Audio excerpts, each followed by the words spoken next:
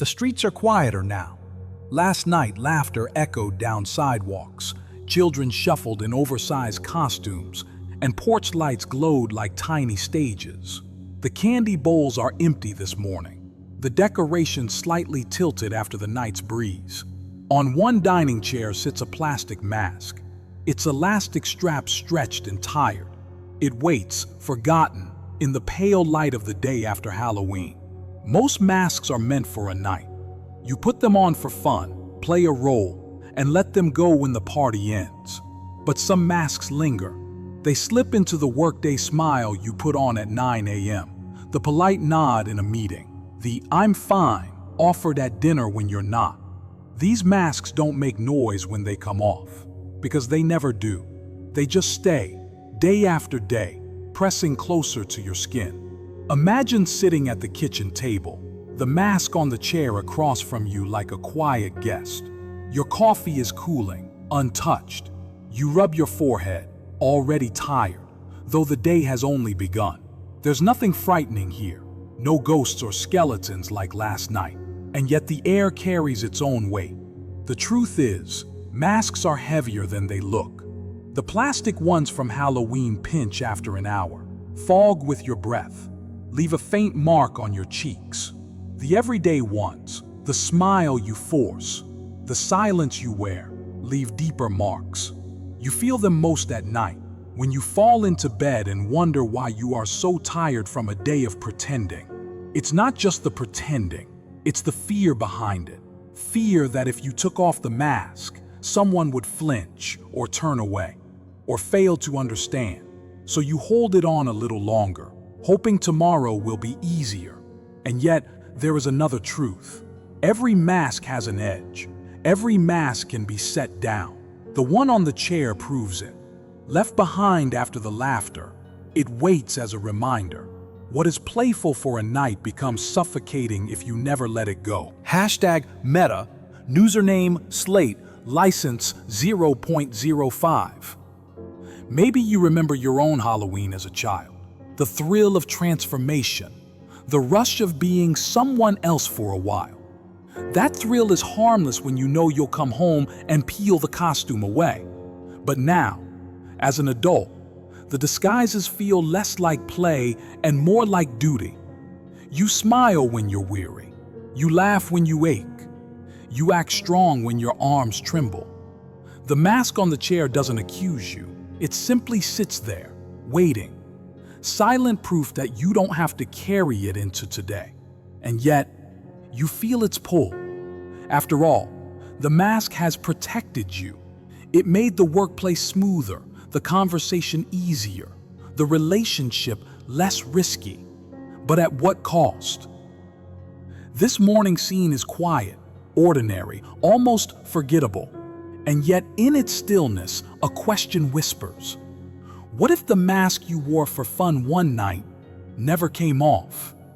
There is a pause here, like the deep breath before the kettle hums or the moment you lift the blinds. It's a pause that holds choice. You can move into the day with the practiced grin, the nod that hides your heart, or you can notice the mask lying there, waiting for you to decide. The symbol is simple, a bit of plastic on a chair, but it holds the weight of a life, because what begins as play can become prison, and what is set down, finally, can become freedom. For now, the room is still. The candy wrappers rustle faintly as you push them aside. Light stretches across the table, catching the hollow eyes of the mask. It is watching you, or maybe, for the first time, you are watching it. And in that quiet, a hinge turns. The story begins. The office hum is steady, almost like white noise. Computers blink awake, keyboards chatter in uneven rhythms. The printer coughs once before settling into silence. In the middle of it all, you sit with a mask no one can see. It isn't the plastic one from Halloween anymore. That mask stayed behind on the chair. This one is quieter, subtler. It looks like cheerfulness, a bright nod when your manager passes by. It sounds like an easy, "I'm good, thanks," When someone asks how you're doing, it even shapes itself into laughter, though inside the laughter feels hollow. The truth is simpler. You are exhausted. But exhaustion is hard to say out loud, so the mask speaks for you. It smiles. It hides the shadows under your eyes. It makes you look steady, even when your hands tremble a little at the keyboard. You tell yourself the same lines, day after day. Keep it light. Don't make waves. Maybe tomorrow I'll feel stronger. These lines tighten around you like the elastic of last night's mask. Each repetition presses deeper, until you almost forget what your real voice sounds like. At lunch, someone shares a joke. You join the laughter. The sound leaves your lips easily enough, but your chest doesn't lift with it.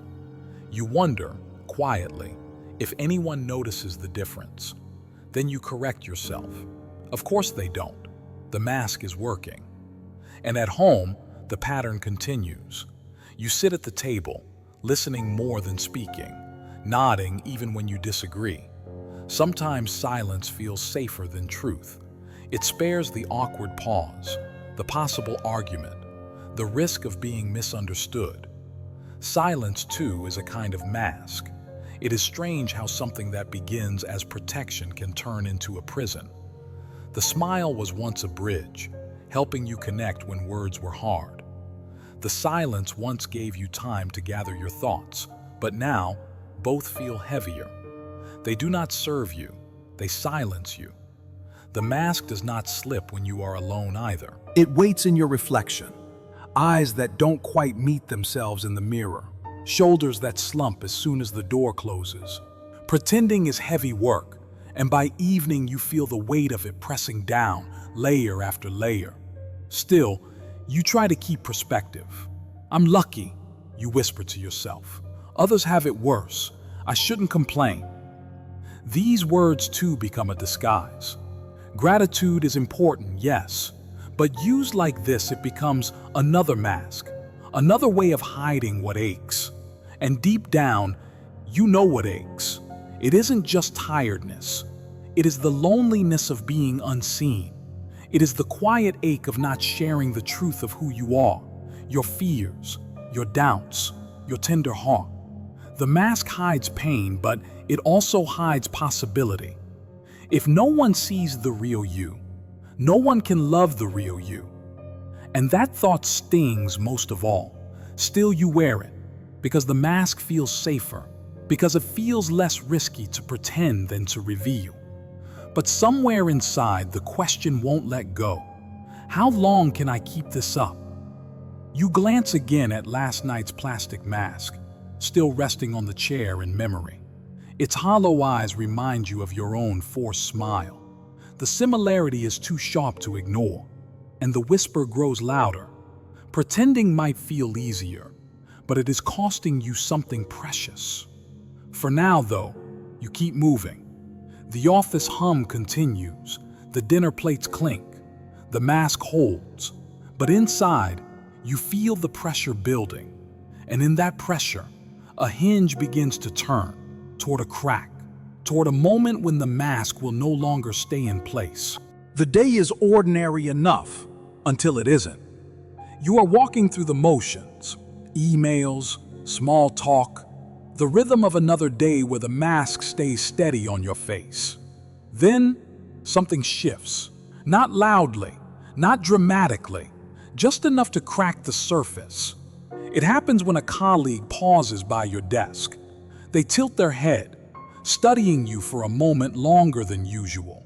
"Hey," they ask gently, "are you really okay?" The words are simple, but they land with surprising weight. For a second, your practiced smile almost slips. You want to nod quickly, to reassure them, to keep the mask firmly in place. But in that small pause, you feel how tight the mask has become. Or maybe the moment comes at home. A child looks up at you, eyes searching. "Why are you sad behind your smile?" they ask. And suddenly, the disguise feels thinner, almost transparent. Children see what adults often miss. Their honesty pierces through the costume you've worn too long. Either way, the mask fogs from the inside, the way the Halloween mask once did. You feel your own breath trapped, hot and shallow. Pretending has become suffocating. You sit quietly with the realization, if I don't take this mask off soon, I will suffocate. Not in the literal sense, but in the way a soul can suffocate. Pressed flat by the weight of never being seen. This is the turning point. It isn't a grand crisis or a dramatic collapse. It's something smaller, more human, more piercing. A question asked, a glance that lingers, a child's voice naming the truth. The moment feels like a pinprick of light through heavy fabric, tiny, but impossible to ignore. And in that moment, a deeper thought arrives. If this continues, if every day becomes another performance, if every smile is borrowed, if every silence swallows your real voice, what will remain of you? What parts of you will wither from lack of air? It is here that the cost reveals itself. Not just tiredness, not just stress. The cost is the slow erosion of the self. Piece by piece, the real you disappears, covered by layer after layer of performance. The mask has been useful, yes. It helped you survive, helped you avoid conflict, helped you fit in. But now you see what it takes in return, and the price is too high. There is a pause in the room. The hum of the office fades. The dishes at home are quiet. You hear your own breath, and you feel the truth settle. Comfort is costing me something irreplaceable, myself. It is not shame that fills you in this moment. It is clarity, a calm knowing that the path you are on cannot continue forever. Something must shift, because even safety, when it suffocates, is no longer safe. Your eyes drift again to the image of the mask, whether it is memory or reality. Hollow eyes, empty smile. You realize you have been carrying its expression in your own face, and suddenly, you can't unsee it. This is the crack moment, not the end, but the beginning of an ending, the first small fracture in the wall of pretending. And though it is uncomfortable, even frightening, there is also relief. Because once something cracks, light can enter. Once a question is asked, it cannot be unheard. You take a slow breath. The mask is still on, but now you know it. And knowing is the first step toward change. The chair creaks softly as you lean back. Somewhere, a kettle hisses. Life continues in its ordinary rhythm, but inside something has shifted. You are no longer just wearing the mask. You are watching it. And the watching is what will make all the difference. Kierkegaard once wrote that despair is not simply sadness. Despair, he said, is being untrue to yourself, living as though the voice within does not matter. When you hold that thought beside the image of the mask, something comes into focus. Despair is not just the heaviness you carry at night, or the tired smile you paste on in the morning. Despair is the gap between who you are and who you pretend to be. It is the ache of living as a stranger inside your own life. And yet, even here, Kierkegaard offers something surprising. He does not condemn despair. He treats it as a signal, a teacher. The pain of it is not punishment. It is an invitation to return to yourself. What if your sadness is not your enemy? What if it is your silence that hurts you most? The mask helps for a while, yes. It smooths over tension. It avoids awkwardness. It keeps you safe in spaces where truth feels risky. But the longer it stays, the more it muffles the sound of your real voice. That muffled silence, that is despair. Think of how many places we practice this. On social media, where we post the brighter angles and crop out the mess. At work, where "I'm fine" is the safer answer than "I'm tired." At home, where nodding keeps the peace but starves intimacy. Each moment feels small on its own, but together they weave a life that no longer fits. Kierkegaard believed that anxiety and despair were not curses, but calls. They were signals that you are standing at a crossroads. Continue hiding or step into truth. And stepping into truth, however shaky, is where freedom begins. This is not about tearing the mask off in one grand gesture. It is about noticing when it presses too hard, when the elastic digs into your skin, when your breath fogs and you can't quite breathe. Those signals are not failures. They are invitations. And here is the quiet beauty. Once you admit the mask is heavy, you no longer have to carry it alone. Honesty creates space for others to step closer. Sometimes it surprises you how a whispered truth brings not rejection but recognition. You say, "I'm tired," and someone replies, "Me too." You say, "I'm struggling," and someone says, "I've been there." The mask falls and connection rises. The world is full of tiny confessions, on TikTok under #healing, in late-night texts, in whispered journal lines. People are risking honesty every day, and the courage of one voice makes another possible. So let's pause with Kierkegaard's reminder. Despair is not proof that you are broken. It is proof that you are alive, and that your soul is longing for truth.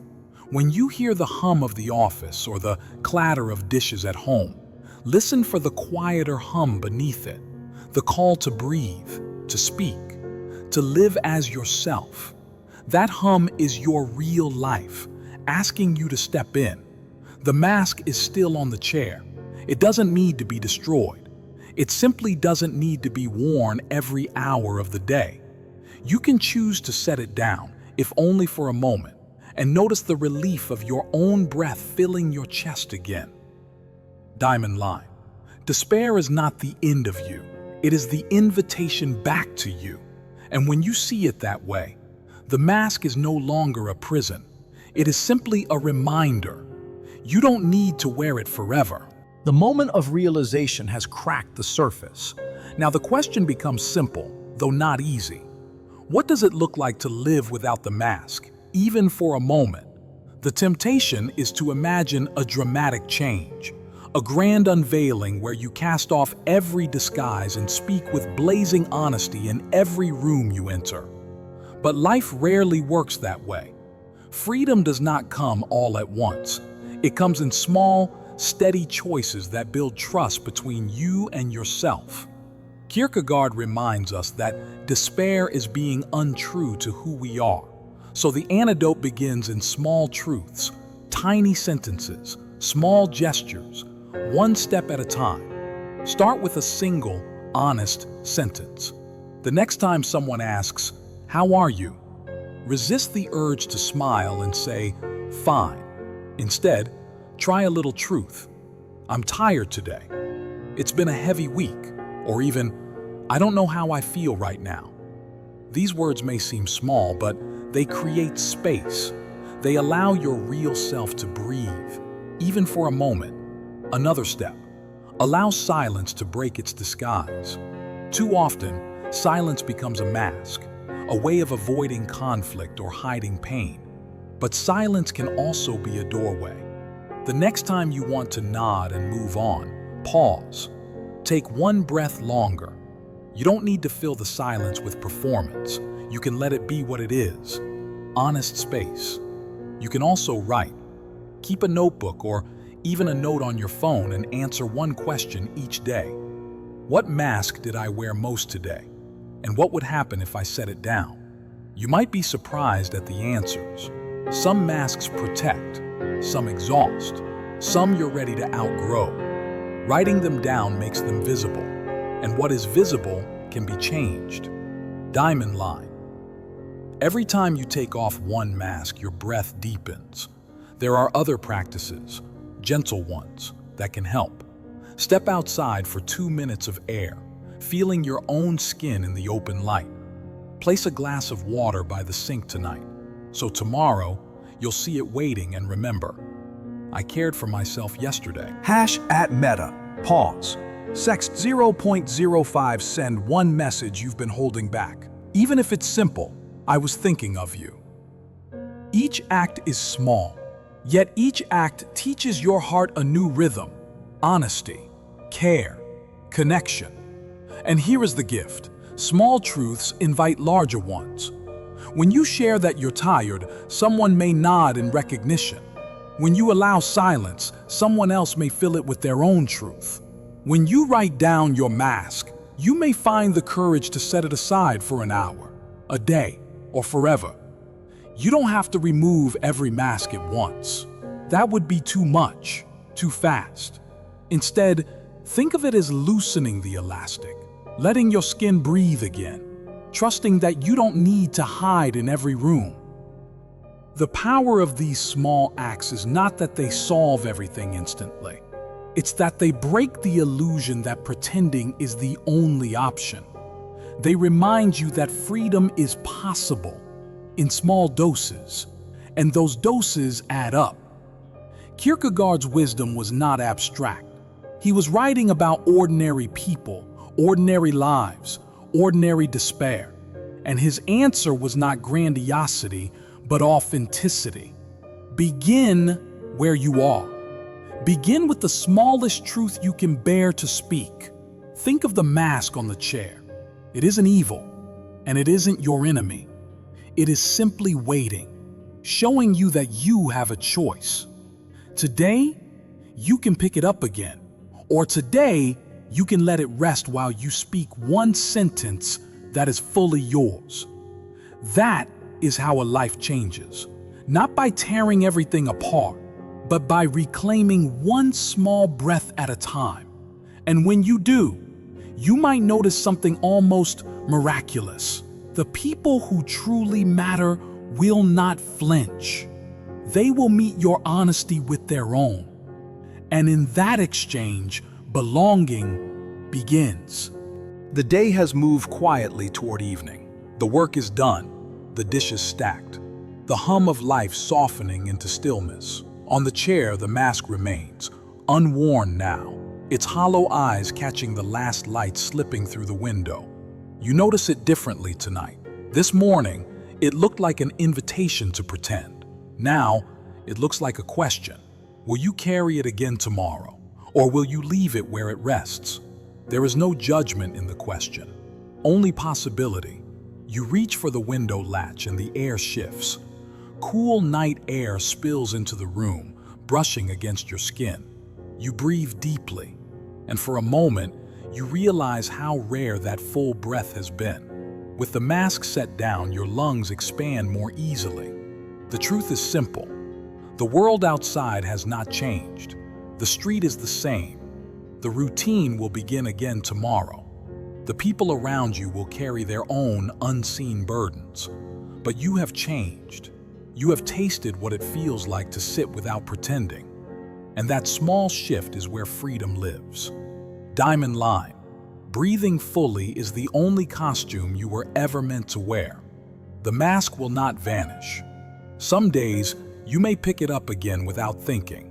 Some situations may still call for a layer of protection. That is human. But tonight reminds you that the mask is not fused to your skin. It can be set down. It can stay on the chair. What matters is not perfection. What matters is the courage to choose honesty, even once. To say, I'm tired, instead of, I'm fine. To allow silence instead of a nod. To offer a glimpse of your real self, even if it feels risky.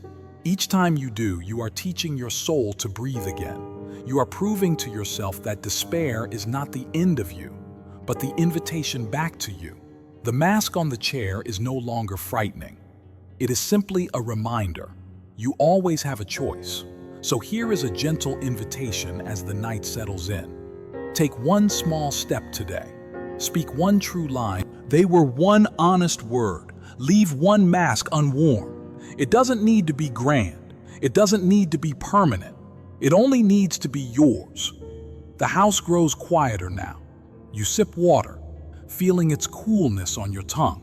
You glance again at the mask, but your eyes no longer linger. Instead, you look out the window. The world stretches wide and open, waiting. The truth is, Life will keep asking you to play roles, to smooth edges, to nod when you want to speak. And some of those moments may still require a mask, but never forget, you are allowed to put it down. You are allowed to breathe fully and freely in the life that belongs only to you. The mask rests on the chair. You rise without it. The air feels lighter and so do you. And tomorrow, when the morning comes and the question whispers again, will you carry the mask or leave it behind? You will know that the choice is yours.